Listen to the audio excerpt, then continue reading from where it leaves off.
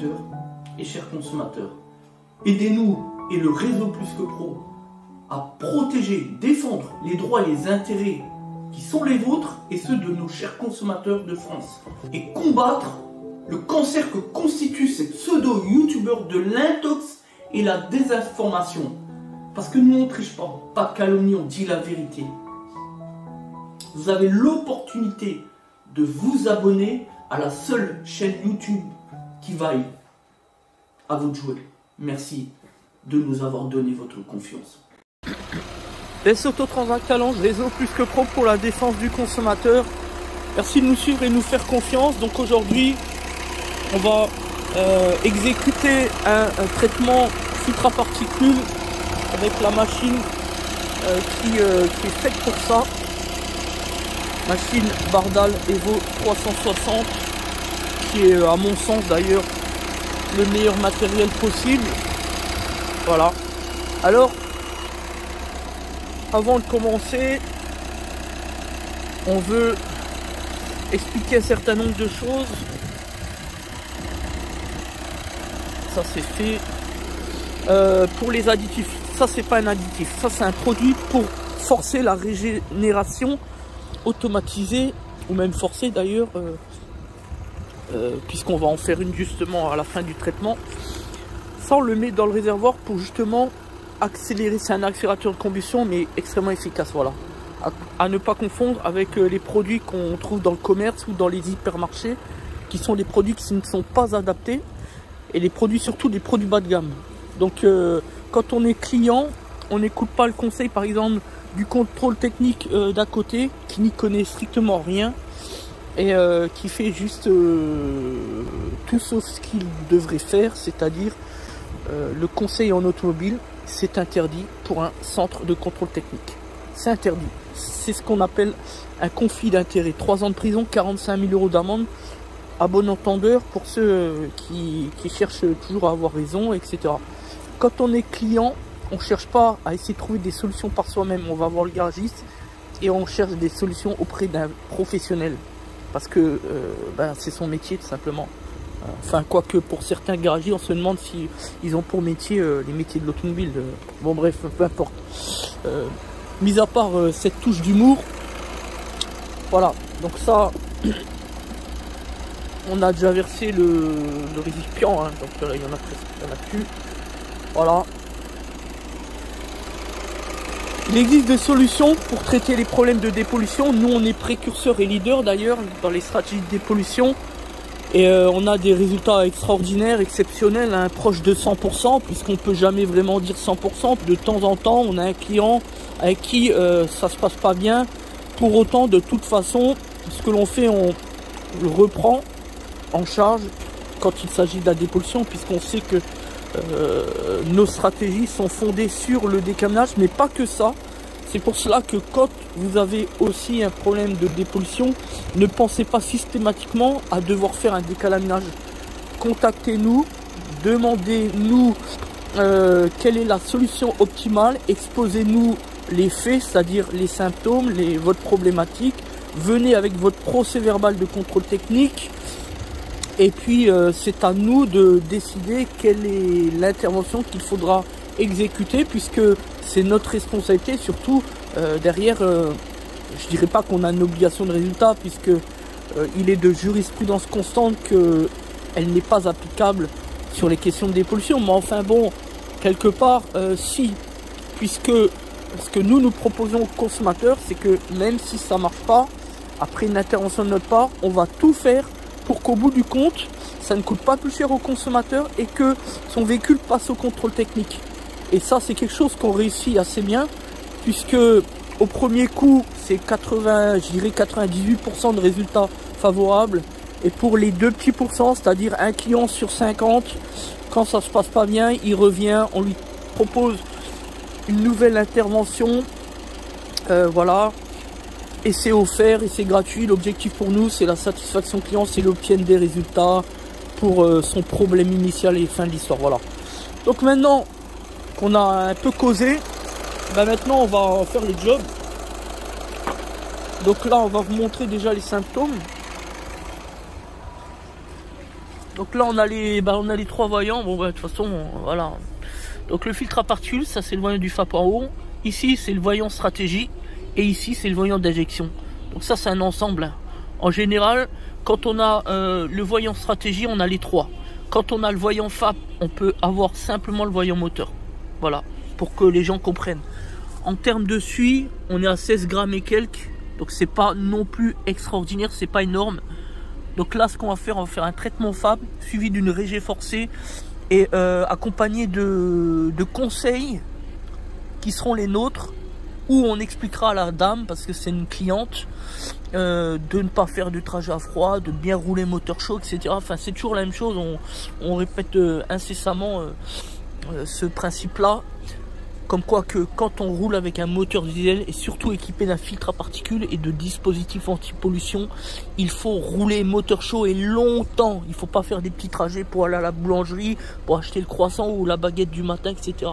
Et surtout, je rappelle un autre élément sur le plan juridique, c'est que puisqu'on a eu un client hier encore qui nous a demandé, en plus devant un agent des forces de l'ordre, alors je vous raconte pas, ça nous a fait sourire.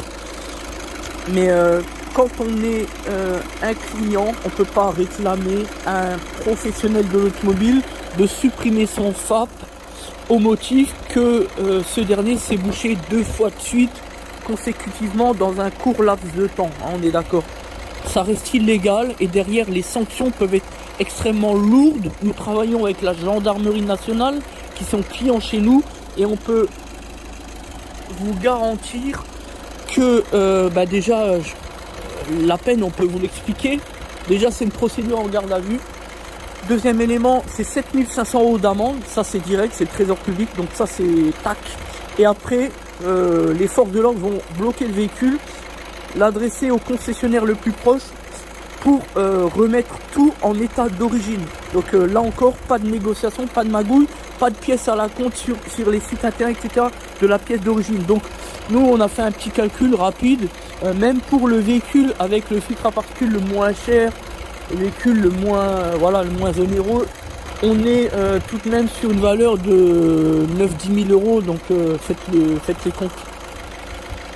Donc voilà, donc on ne joue pas avec la sécurité du propriétaire du véhicule.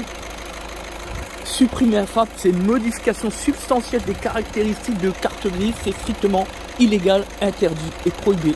On ne fait jamais cela, même si vous voyez de temps en temps sur internet, sur les réseaux sociaux, des bricoleurs, des charlatans qui vont vous vendre ce type d'intervention. N'entrez pas dans ce jeu-là.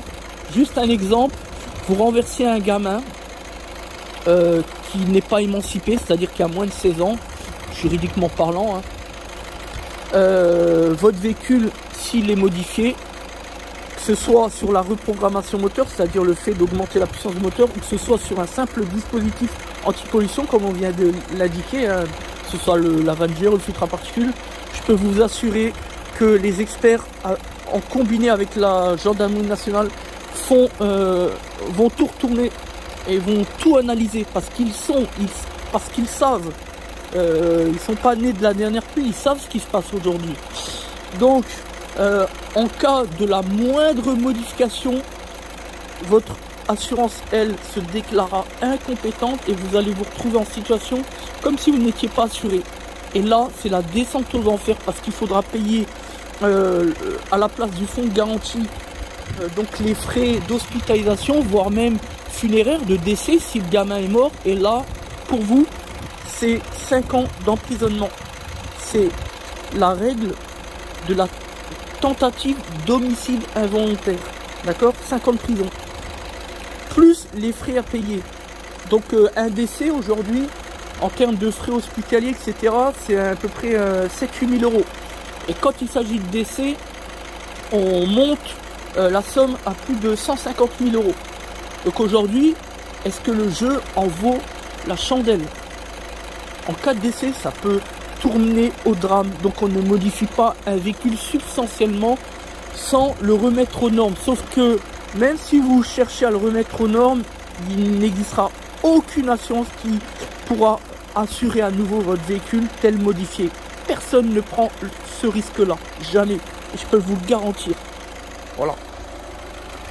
Donc maintenant on va reprendre les éléments. Donc c'est parti. Donc là on fait un peu chauffer le véhicule.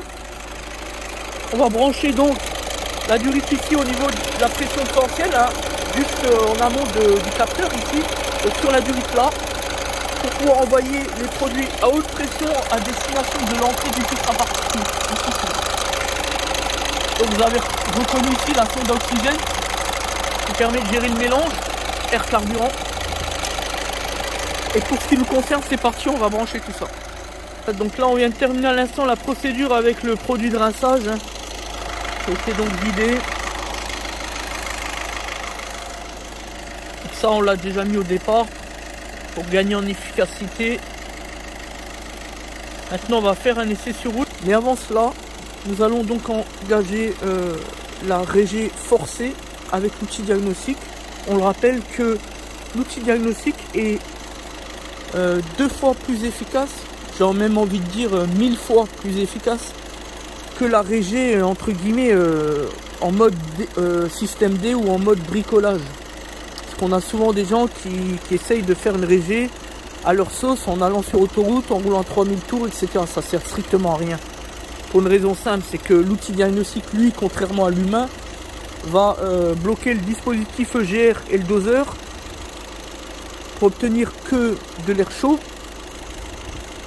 va lancer la post-injection, donc la double injection en fait, pour faire simple.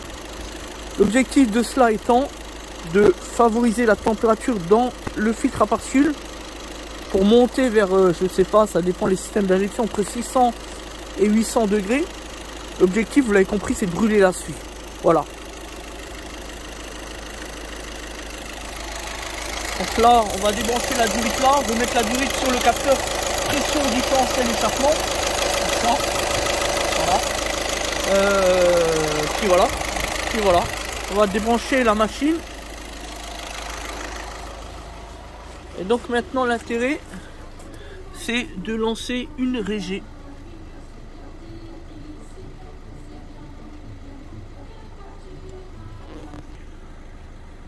Donc on va dans fonction, etc.